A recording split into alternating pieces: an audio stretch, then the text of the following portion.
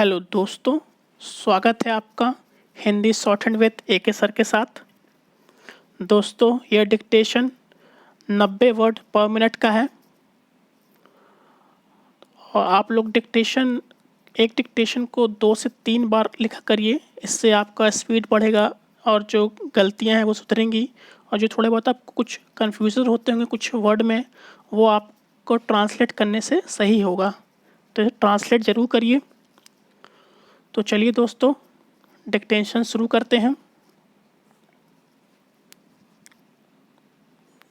महोदय, कोसी नदी जिसे शोक और दुख का सूचक माना जाता है, इस वर्ष फिर अपने प्रकोप से महान हानि का कारण बनी। अब इस नदी पर काबू पाने और इसकी उपद्रवी लीला समाप्त करने के लिए भी योजना तैयार हो गई है।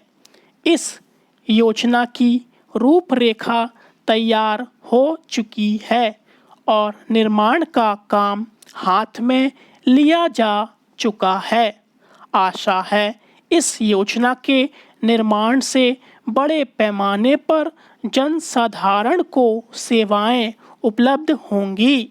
जब यह नया परीक्षण सफल होगा तो महान योजनाओं के निर्माण में और भारत की महान जनशक्ति के उपयोग के संबंध में हमारी जानकारी और अनुभव में महत्वपूर्ण वृद्धि होगी।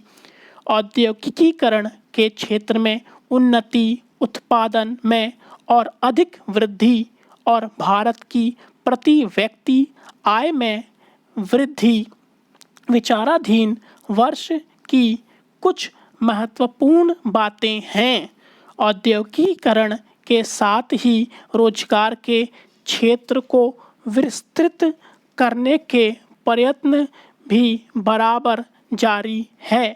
कुटीर उद्योगों और घरेलू धंधों को प्रोत्साहन देकर औद्योगिकीकरण और रोजगार में समुचित संतुलन स्थापित करने का प्रयास किया जा रहा है। यह बात सभी स्वीकार करते हैं कि यदि भारत के जनसाधारण को उदासीनता और हार मानने की भावना से मुक्त करना है तो बढ़ती हुई बेरोजगारी को दूर करने का उपाय करना होगा। इस दिशा में घरेलू उद्योग धंधे बहुत से लोगों को आंशिक या पूर्ण उपयोगी काम देकर इस समस्या का बहुत कुछ समाधान कर सकते हैं। इसीलिए पंचवर्षीय योजनाओं में पुराने घरेलू उद्योगों को पुनर्जीवित करने और चालू कुटीर उद्योगों को प्रोत्साहन देने की व्यवस्था की जा रही है। विदेशी मामलों के क्षेत्र में हमारी सफलता और भी अधिक है। हमारी नीति, जिसे मैं सक्रिय और स्वउद्देश्य तटस्थता की नीति कहना चाहूँगा, वास्तविक व्यवहार में किसी भी देश अथवा यहाँ के लोगों को अपना शत्रु ना समझने की नीति है। इस नीति के फलस्वरूप हमें विश्व शांति के पक्ष की कुछ सेवा करने का अवसर मिला है। हम प्रसन्न और आभारी हैं कि संसार के राष्ट्रों में भारत का स्थान इतना ऊंचा है।